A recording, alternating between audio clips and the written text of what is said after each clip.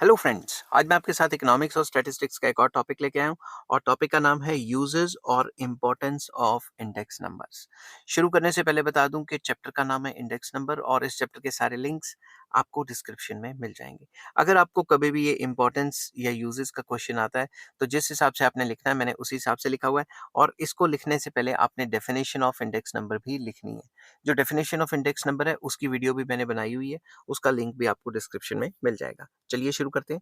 The main uses and importance of index number are as under या are the following. Number one, barometer of economic activities. ये हमें बताता है कि पिछले जो बेस ईयर है उसके रिलेटेड हमारी इकोनॉमी में जो इकोनॉमिक एक्टिविटीज हैं वो ज्यादा हुई हैं या कम हुई हैं। ठीक है।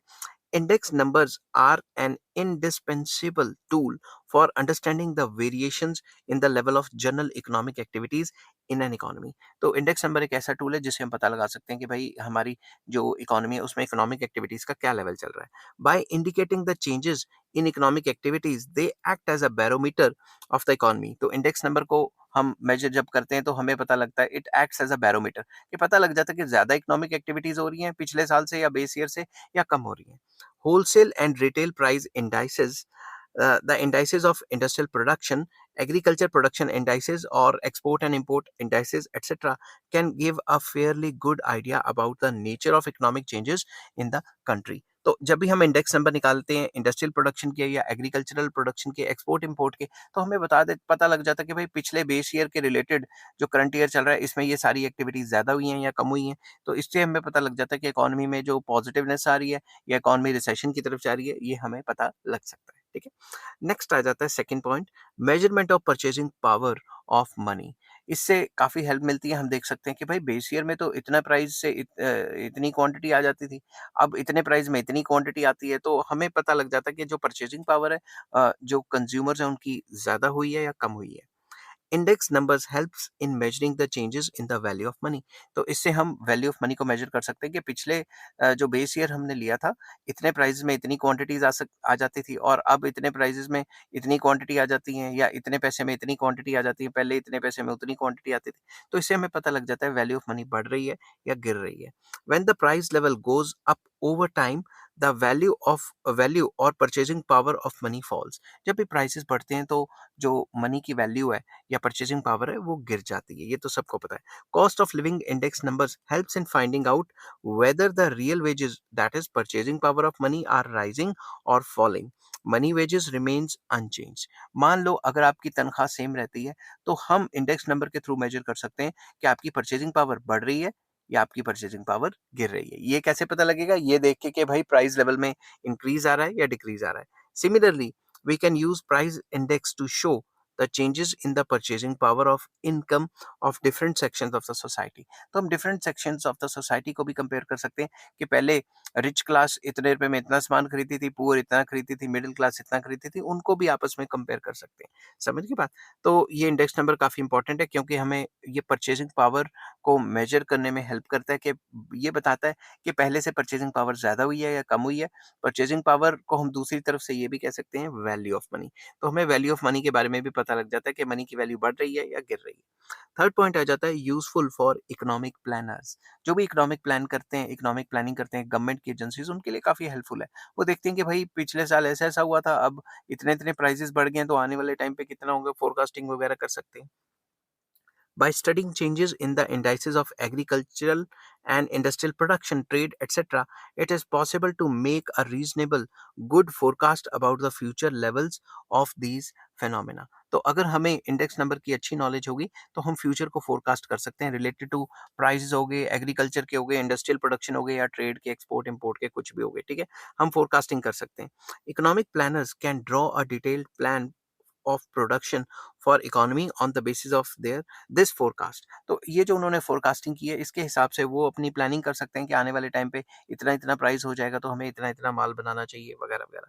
With the help of index numbers the government can formulate their their policies, yeah, its policies with regard to output, income, investment, employment, price level, taxes, consumption, etc। तो इन फोरकास्टिंग को दिमाग में रखते हुए सरकार प्लान बनाती है कि आने वाले टाइम पे ये करेंगे ताकि ये जो डिफरेंट वेरिएबल्स हैं इसमें कंट्रोल्ड तरीके से चेंज लाया जा सके। नेक्स्ट पॉइंट, फोर्थ पॉइंट आ जाता है useful for entrepreneurs. Index numbers can be used as a forecasting device for the business persons. जो भी बिजनेसमैन होता है वो देखते हैं यार पिछले साल तो इस चीज का प्राइस ये था, इस साल प्राइस बढ़ा है, अगले साल को एक्सपेक्ट कर लेते हैं कि इतना प्राइस बढ़ेगा तो इस हिसाब से मुझे माल बनाना चाहिए कि नहीं बनाना चाहिए। An entrepreneur interested in establishing a new industry can have a fairly good idea of the industries which are most suitable for investment by looking at the index number of demand for various industries। तो जब भी कोई नया entrepreneur आता है या कोई भी एग्जिस्टिंग एंटरप्रेन्योर वो ये देखता है कि फलां फलां इंडस्ट्री में या फलां फलां गुड्स एंड सर्विसेज को बनाने में इतने इतने प्राइसेस बढ़ रहे हैं, डिमांड बढ़ रही है या कम हो रही है, उसको देख के वो डिसीजन ले सकता है कि मुझे बनाना चाहिए कि नहीं बनाना चाहिए ताकि उसको प्रॉफिट्स हो। Thus, index numbers serve as a useful guide to business community in their production and investment decisions। तो उनके decisions जो है वो अपने decisions अच्छे तरीके से ले सकते हैं एंटरप्रेन्योर और प्रॉफिट जनरेट कर सकते हैं। फिफ्थ पॉइंट आ जाता है useful for income and wage policies. Both the government and the private businesses need to know the changes in the price level so as to make necessary revisions and adjustments in wages, salaries and allowances and bonuses। जो government company है या private business houses हैं उनको लगातार index number की study करनी पड़ती है ताकि वो ये देख सकें कि इकोनॉमी में पिछले साल के हिसाब से इस साल जो प्राइस हैं वो कितना चेंज हो रहे हैं। क्योंकि प्राइस लेवल के चेंज होने से उन्होंने जो उनके एम्प्लॉयज हैं उनकी जो वेजेस एंड सैलरीज हैं, तनख्वाहें हैं, उनको भी एडजस्ट करना पड़ेगा। अगर वो नहीं की तो वो छोड़ के किसी और कंपनी में चले जाएँगे क्योंकि अगर प्राइसेज़ बढ़ रहे हैं मगर सैलरी सेम है, तो परचेज़िंग पावर तो कम हो रही है ना कंसर्न्ड एम्प्लॉयी की, ठीक है ना?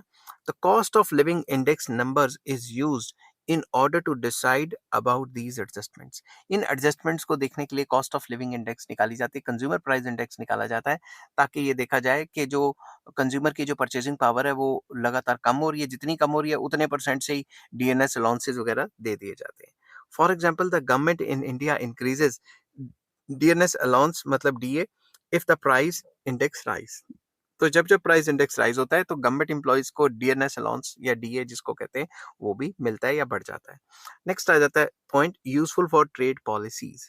Based on the movement of export and import indices over time, government formulates changes in the export and import policies from time to time. तो गवर्नमेंट कंपेयर करती है कि बेस ईयर में एक्सपोर्ट इंपोर्ट की ये हालत थी और इस साल एक्सपोर्ट इंपोर्ट की करंट ईयर में ये हालत है। तो उसके हिसाब से अगर एक्सपोर्ट इंपोर्ट डिटेरियोरेट हो रहा है तो उसके लिए पॉलिसियां बनाएगी, अगर अच्छा हो रहा है तो और अच्छा करने के लिए पॉलिसियां बनाएगी।